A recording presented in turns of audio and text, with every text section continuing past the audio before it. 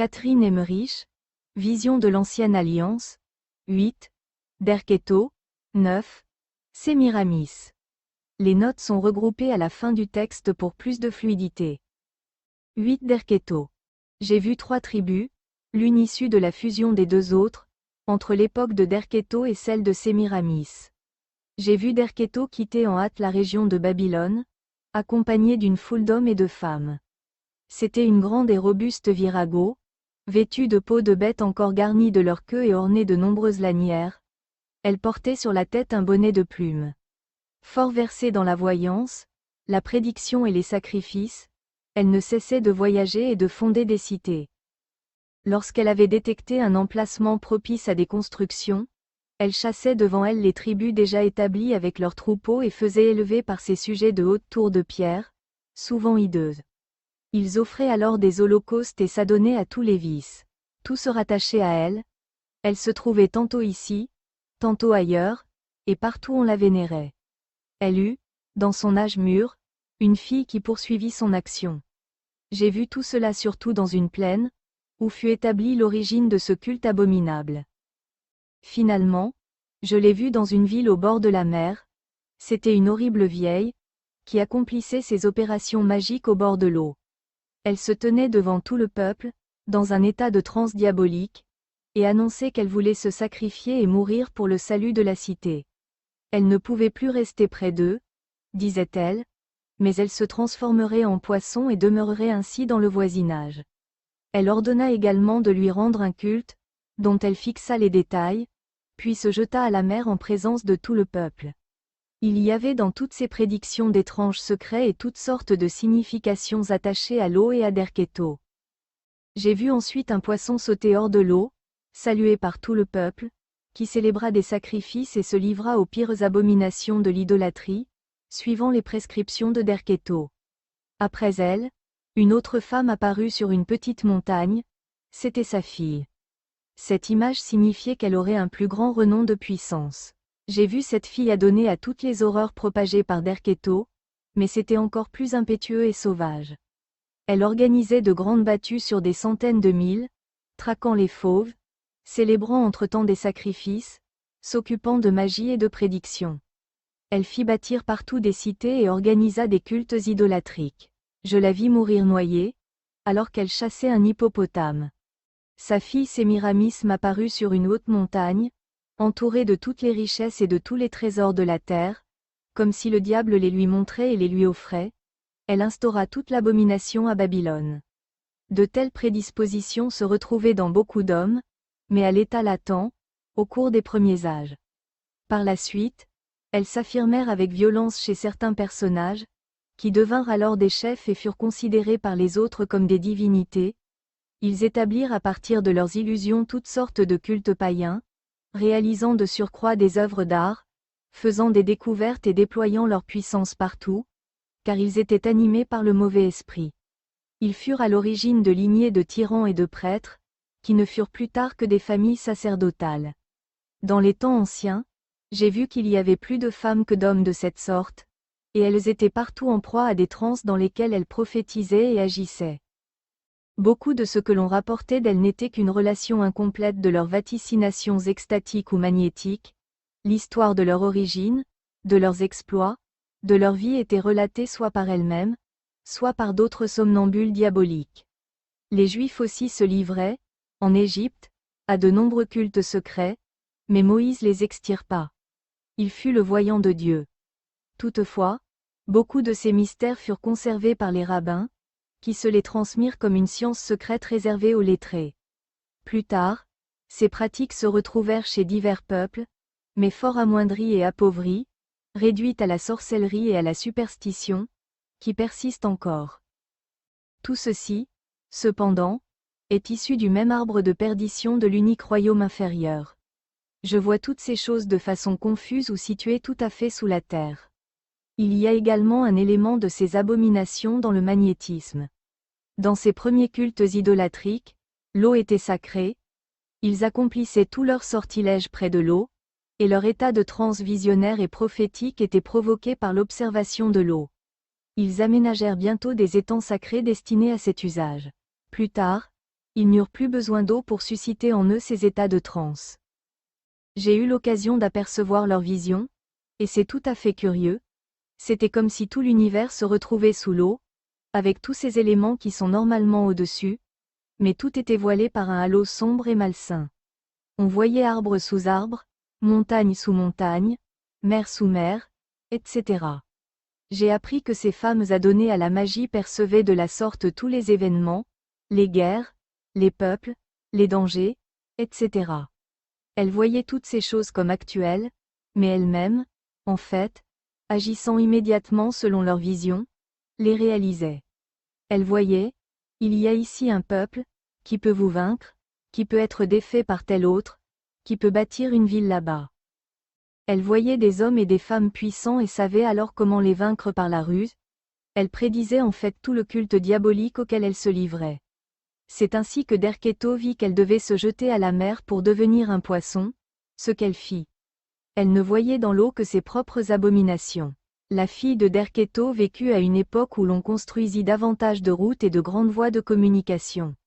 Elle erra çà et là jusqu'en Égypte, et toute sa vie ne fut que voyage et campagne de chasse. C'est à ses disciples que Job dut d'être si spolié en Arabie. Toutes ces pratiques se répandirent en Égypte d'une façon si particulière, avec tant d'ampleur que l'on y était complètement adonné et que beaucoup de prophétesses étaient établies dans des temples et des officines, assises sur de curieux sièges disposés devant toutes sortes de miroirs et, tandis qu'elles étaient en proie à leur vision, les prêtres rapportaient toutes leurs vaticinations à des hommes qui, par centaines, en inscrivaient le texte dans la pierre, gravant ces révélations dans les parois des salles. J'ai vu aussi cette chose étrange, les chefs de ces instruments du démon étaient reliés entre eux de façon mystérieuse, formant une société secrète. Par ailleurs, dans des endroits très différents, diverses personnes se livraient aux mêmes abominations, toutes très proches les unes des autres. Les seules différences tenaient à des particularismes locaux et aux intérêts mauvais propres à chaque peuple. Certains peuples, toutefois, n'étaient pas aussi pervertis et corrompus par ces horreurs. Ils étaient plus près de la vérité, ainsi la tribu qui donna naissance à Abraham, la famille de Job et la lignée des 3 mages, de même que les astrologues de Chaldée et les disciples de l'étoile brillante, Zoroastre. Lorsque Jésus-Christ vint dans le monde et arrosa la terre de son sang, la puissance maléfique de ces pratiques régressa, et les effets en furent plus faibles. Moïse, dès son enfance, fut un voyant, mais tout en Dieu et il suivait toujours ce qu'il voyait. Derketo et sa fille Sémiramis atteignirent un âge fort avancé pour leur époque. C'étaient de grandes femmes robustes et lourdes, qui nous feraient presque peur à l'heure actuelle. Elles étaient d'une hardiesse, d'une insolence et d'une vivacité incroyables, et pratiquaient avec une audace inouïe leur commerce avec les mauvais esprits et leurs pratiques de divination. Elles se prenaient tout à fait pour des êtres à part, des divinités. Elles étaient une réplique exacte de ces magiciens de la haute montagne, encore plus terribles qu'elles, qui avaient été engloutis par le déluge.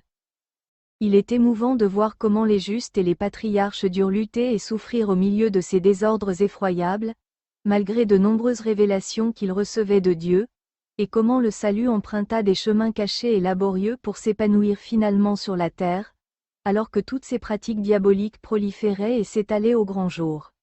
Lorsque je voyais tout cela, ce cercle d'activités infâmes autour de ces déesses, et le culte qu'on leur rendait, et par ailleurs la petite armée de Marie, préfigurée dans la nuée d'ailes et combattue par les mensonges éhontés des philosophes de Chypre, et Jésus, accomplissement de la promesse, qui se tenait devant eux, pauvre et patient, pour les enseigner, et que l'on menait vers la croix. Ah, cela m'était douloureux, et c'était pourtant bien là l'histoire de la vérité et de la lumière qui ont brillé dans les ténèbres, et que, jusqu'à ce jour, les ténèbres n'ont pas voulu recevoir. Mais la miséricorde de Dieu est infinie. J'ai vu au cours du déluge beaucoup d'hommes se convertir sous l'effet de la terreur et de l'angoisse et aller au purgatoire, d'où Jésus les tira lors de la descente aux enfers. Beaucoup d'arbres restèrent enracinés au cours du déluge, et je les vis reverdir ensuite, mais la plupart furent toutefois abattus et détruits. 9 Sémiramis. La mère de Sémiramis était née dans la région de Ninive. Malgré son aspect revêche, elle était fort dépravée et cruelle. Son père était syrien, très versé dans les pratiques les plus abominables de l'idolâtrie, tout comme la mère. À la naissance de l'enfant, il fut mis à mort, conformément aux prescriptions d'un oracle.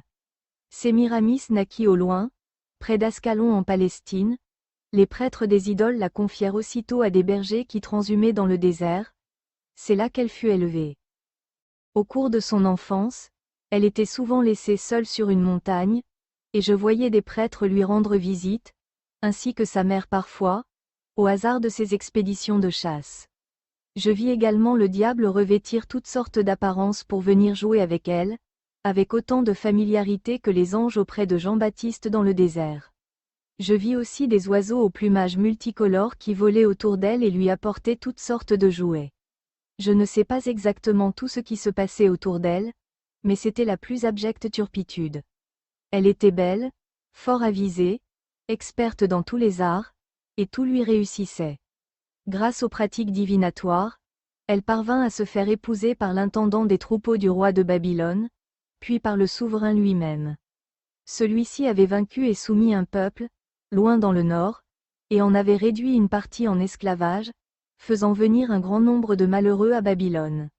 Lorsque Sémiramis se fut emparée du pouvoir absolu, elle traita ses esclaves avec une extrême rigueur et les fit travailler à ses constructions insensées. J'ai vu encore sa mère à la tête de sauvages expéditions de chasse. Elle parcourait de vastes étendues, dirigeant une petite armée montée sur des chameaux, des ânes au pelage rayé et des chevaux. Je l'ai vue une autre fois en Arabie, près de la mer Rouge, entreprenant une grande battue, à l'époque où Job séjournait dans une ville de la région. Ces femmes chasseresses étaient très lestes et montaient à cheval comme des hommes. Elles étaient vêtues au-dessous du genou, les jambes entourées de lanières qui retenaient aux pieds des semelles renforcées de 2 pièces au talon, et ces pièces étaient ornées de figures peintes. Elles avaient de courtes tuniques de fines plumes multicolores de toutes sortes de formes et de nuances. Sur la poitrine se croisaient des courroies garnies de plumes, un col de plumes, également, semé de pierres brillantes et de perles, protégeait leurs épaules, et une sorte de bonnet de soie ou de laine rouge couvrait leur tête. Elles avaient 2 pans de voile devant le visage, pour se protéger du vent et de la poussière. Un court manteau complétait leur costume. Leurs armes de chasse étaient le javelot, l'arc et les flèches. Elles portaient un bouclier attaché au côté. Les bêtes sauvages s'étaient multipliées d'une façon épouvantable. Ces chasseresses les traquaient sur de longues distances et les abattaient. On creusait également des fosses que l'on recouvrait, afin de capturer les fauves et de les tuer à coups de hache et de massue. J'ai vu aussi la mère de Sémiramis chasser cet animal que Job décrit sous le nom de Béhémoth, ainsi que des tigres, des lions et d'autres carnassiers. En ces temps anciens, je n'ai pas vu de singes. On chassait également sur l'eau. C'est surtout au bord des cours d'eau et des lacs que se déroulaient les cultes idolâtriques, avec toutes leurs horreurs. La mère de Sémiramis n'était pas aussi débauchée que sa fille, mais elle avait un caractère diabolique et faisait preuve d'une force et d'un courage inouïs. Ce fut une chose effroyable que de la voir précipitée dans la mer au cours de la lutte contre ce puissant et énorme animal, l'hippopotame. Elle était sur un dromadaire et traquait l'hippopotame, lorsque celui-ci se retourna contre elle et la précipita à l'eau avec son dromadaire. Elle fut honorée comme déesse de la chasse et bienfaitrice des hommes. Sémiramis se rendit également en Égypte, au retour d'une expédition guerrière ou d'une chasse en Afrique. Le royaume d'Égypte avait été fondé par Mesrin, un petit-fils de Cham, qui, à son arrivée dans le pays, trouva quelques groupes épars de tribus primitives. L'Égypte a été peuplée par diverses races qui s'emparèrent tour à tour du pouvoir. Lorsque Sémiramis vint dans ce pays, il y avait 4 cités. La plus ancienne, Thèbes, était peuplée par des hommes plus grands, plus minces et plus habiles que ceux qui occupaient Memphis, dont les habitants étaient plus petits et trapus. Thèbes s'étendait sur la rive gauche du Nil, traversée par un grand pont. Sur la rive droite se dressait le château où vécut par la suite la fille de Pharaon, au temps de Moïse. Les indigènes à la peau sombre et aux cheveux crépus furent esclaves dès les temps anciens et n'ont jamais eu le pouvoir en Égypte. Ceux qui les premiers envahirent le pays sont venus d'Afrique, je crois. Les autres arrivèrent par la mer Rouge, empruntant la route suivie par les Israélites lors de l'Exode. Une 3e cité se nommait Chum, et plus tard Héliopolis. Elle se situe bien loin au-delà de Thèbes. Lorsque Marie et Joseph s'enfuirent en Égypte avec Jésus, j'ai vu aux alentours de cette ville des bâtiments d'une dimension peu commune qui s'élevaient encore. Plus bas que Memphis, non loin de la mer, se dressait la ville de Saï. Je crois qu'elle est encore plus ancienne que Memphis. Chacune de ces 4 cités avait son propre roi. Sémiramis jouit d'une grande vénération en Égypte, où, par ses menées et ses arts diaboliques, elle répandit partout l'idolâtrie. Je l'ai vue à Memphis, où les sacrifices humains avaient cours. Elle dressait des plans, s'exerçait à l'astrologie et pratiquait la magie. Je ne vis pas le taureau Apis à cette époque, mais des idoles avec une tête comparable au soleil et une queue. C'est là qu'elle dressa les plans de la première pyramide, qui fut construite sur la rive orientale du Nil, avec la participation de tout le peuple. Lorsque l'édifice fut achevé, je vis Sémiramis revenir avec quelques centaines de personnes. C'était l'inauguration, et Sémiramis fut presque honorée comme une déesse. La pyramide fut édifiée dans un endroit humide et marécageux. On construisit un soubassement de piliers étonnants, comme un grand et large pont, sur lequel s'élevait la pyramide, si bien que l'on pouvait déambuler en dessous, comme dans un immense temple à colonnades. Il y avait là de nombreuses salles, des cachots et des chambres profondes, et la pyramide elle-même comprenait jusqu'à son sommet de multiples pièces, grandes et petites, avec fenêtres auxquelles je vis suspendre et bénir des bandes de toile. Tout autour de la pyramide s'étendaient des bassins et des jardins. Ce monument était le siège même de l'idolâtrie égyptienne, de l'astrologie, de la magie et des pratiques les plus horribles. On immolait des enfants et des vieillards. Astrologues et devins habitaient dans la pyramide et y exerçaient leurs arts diaboliques. Près des bassins, un grand établissement filtrait l'eau boueuse du Nil. Et plus tard, je vis des femmes égyptiennes se baigner avec impudeur dans ces bassins, qui étaient liés aux pratiques les plus scandaleuses du culte des idoles. Cette pyramide n'est pas restée longtemps debout, elle a été détruite. Le peuple était effroyablement idolâtre, et les prêtres des faux dieux faisaient preuve de tant d'ignorance et de goût pour les arts divinatoires, qu'ils collectionnaient à Héliopolis tous les récits de songes et de visions de n'importe qui et les transcrivaient, et se livraient à l'observation continue des étoiles. Il y avait de plus en plus de somnambules en proie à des visions diaboliques, dans lesquelles se mêlaient le vrai et le faux. C'est à partir de cela que fut organisé le panthéon des idoles et que l'on établit un calendrier. Je vis ainsi que les dieux Isis et Osiris ne sont rien d'autre que Aséneth et Joseph. Leur venue en Égypte avait été annoncée par les astrologues, qui en eurent la révélation à partir de leurs visions diaboliques, et qui les intégrèrent au panthéon égyptien. Lorsqu'ils vécurent en Égypte, ils furent idolâtrés, et j'ai vu Aséneth pleurer beaucoup à cause de cela et écrire contre ces déviations. Nos savants actuels, lorsqu'ils dissertent sur l'Égypte, se fourvoient beaucoup en attribuant à l'histoire, à l'expérience et à la science des Égyptiens ce qui ne relève que de leurs fausses visions et de leur astrologie. Ces pratiques rendent les hommes aussi bêtes et stupides que l'étaient alors réellement les Égyptiens. Mais les savants tiennent pour impossible ces commerces avec les démons et ces pratiques magiques, ils en nient la réalité, et tiennent les Égyptiens pour plus anciens qu'ils ne sont réellement, car ils attribuent toutes ces croyances et ces rites magiques à une époque très reculée. J'ai vu cependant qu'ils étaient déjà versés dans toutes sortes de pratiques divinatoires et d'erreurs avec leur astrologie, lorsque Sémiramis arriva à Memphis. Ils voulaient se faire passer pour le peuple le plus ancien et composèrent une foule de listes de rois et de cycles de temps parfaitement fausses. Ils arrivaient ainsi à tout autre chose que des calculs exacts pour le calendrier, et comme ils réajustaient constamment leurs comptes, ils obtenaient des résultats imaginaires. Alors ils entreprirent de perpétuer la mémoire de ces erreurs, en construisant de grands monuments et en gravant des textes, ce qui fixa définitivement les erreurs. C'est ainsi que pendant longtemps ils calculèrent l'âge des ancêtres et des descendants de façon à faire coïncider la date de la mort du père avec celle de la naissance du fils. Les rois, qui étaient en perpétuel conflit avec les prêtres au sujet des généalogies, s'inventèrent des ancêtres qui n'avaient jamais existé. On compta comme descendants de père en fils les 4 rois de même nom qui régnèrent simultanément à Thèbes, Memphis, Héliopolis et Say. J'ai vu également que l'on compta une fois 970 jours pour un an, et que par ailleurs on calculait autant d'années qu'il y avait de mois dans une période. J'ai même vu un prêtre d'idole qui faisait une opération dans laquelle 500 ans étaient systématiquement convertis en 1100 ans. J'ai vu dénoncer ces faux calculs de temps et le culte rendu aux idoles dans l'enseignement du sabbat. À Aruma, Jésus parlait devant les pharisiens de la vocation d'Abraham et de son passage en Égypte, et il dénonça à cette occasion les falsifications dont les Égyptiens se rendaient coupables. Jésus dit aux pharisiens que le monde avait alors 4028 ans, et lorsque j'entendis le Sauveur dire cela, il était lui-même âgé de 31 ans. J'ai vu en ce temps également des personnes qui vénéraient Seth à l'instar d'une divinité très puissante, et qui accomplissaient de longs et périlleux voyages pour se rendre sur son tombeau, que l'on croyait situé en Arabie. Il me semble qu'il existe encore de telles personnes, qui, passant par la Turquie où la voie leur est libre, se rendent encore sur ce tombeau. Note 1. Derketo, nom grec de la divinité syro-phénicienne Atargati, fut vénéré surtout à Carnion, 2 Mac 12,26, et à Ascalon. C'était une nymphe qui fut changée en poisson, selon la légende. Son culte était commémoré à Ascalon, où l'on entretenait des poissons sacrés dans 2 étangs, à Palmyre, etc. NDT 2. Le culte d'Agartis était une célébration de la fécondité, qui donnait lieu à des scènes licencieuses.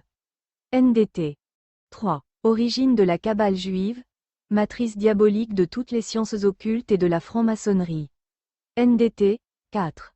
Pseudo-sciences thérapeutiques, étroitement liées à l'occultisme et à l'hypnose, vulgarisées dans la seconde moitié du XVIIIe siècle. Par l'allemand Mesmer. NDT 5. C'est l'hydromancie, procédé de divination encore très répandu chez nos modernes devineresses.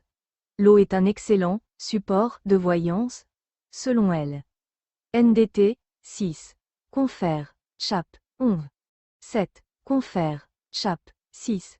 8. Les magiciennes réalisaient elles-mêmes leurs prophéties, car les illusions conjurées par les mauvais esprits les incitaient aux méfaits causant les maux qu'elles annonçaient. Confère. Chap. 16. Note 17. La description des visions des prêtres d'idoles égyptiens. Moïse, par contre, suivait ces visions, qui consistaient en recommandations et informations véridiques données par Dieu lui-même, car il se conformait, sciemment, en toutes ses actions, aux directives de Dieu, qui soit lui dictait sa conduite, en l'avertissant ou non des résultats qu'il obtiendrait, soit l'avisait de faits réels, cachés ou futurs, que Moïse ne pouvait susciter, en lui indiquant éventuellement quelle devait être sa réaction. NDT 9. Plutôt sa petite-fille. NDT 10. Confère. Chap. 5. 11. Sémiramis, arme. Shamiram, était une reine légendaire d'Assyrie, petite-fille de la déesse Derketo et épouse du roi Ninos. À la mort de son mari, elle assura la régence au nom de son fils Ninias. Les jardins suspendus de Sémiramis, à Babylone, étaient l'une des 7 merveilles du monde antique. NDT 12. Peut-être des zèbres, plus probablement des hémiones. NDT 13. Confère. Chapon. 14. Cette description évoque les Amazones, peuplades de femmes chasseresses qui, selon la légende, vivaient au Moyen-Orient. NDT 15. C'est l'hippopotame, Héber, BE accent aigu HE accent aigu MOT, confère. Job 40, 15 à 24, où cet animal est présenté comme une merveille de la création. Il s'agit probablement de la déesse Antou, dont le culte fut supplanté par celui d'Ishtar ou Astarté. NDT 17. L'histoire et l'archéologie ont confirmé cette affirmation d'Assé Émeric. NDT 18. Les Tinites, venus du sud. NDT 19. Peut-être les Ixos, originaires d'Asie. 20. Hiéropolis est dans le delta du Nil. NDT 21. Apis, Égypte. HAP, était le taureau sacré vénéré par les Égyptiens à Memphis, l'incarnation vivante de Ta, qui fut assimilée rapidement à une incarnation d'Osiris. NDT 22. Cette pyramide est peut-être celle de Zoser, environ 2900 AV. JC, dont les fouilles qui se poursuivent actuellement, révèlent des données inédites et stupéfiantes sur la civilisation memphite. NDT 23. Isis, Égypte, et Seth, déesse égyptienne, sœur et épouse d'Osiris, elle était une divinité très populaire dans l'Antiquité. Son sanctuaire le plus célèbre se dressait sur l'île de Philae. Le culte d'Isis se répandit jusque dans la Rome païenne, où il fut finalement étouffé par la diffusion du christianisme. NDT, 24. Osiris, fils du dieu de la terre Geb et de la déesse du ciel Nous, époux d'Isis, sa propre sœur, ils furent parents d'Horus. Osiris était le dieu du soleil et du royaume des morts. Son frère Seth le tua et dépsa son cadavre en 14 morceaux qu'Isis récupéra et rassembla. Ce fut la première momie. NDT, 25. Confère, Chap. C'est. 26. AC. Emmerich s'en prend au positivisme, fort en vogue en Allemagne à son époque. L'archéologie contemporaine commence à réviser sérieusement les données des premiers égyptologues, contemporains de la stigmatisée. NDT, 27.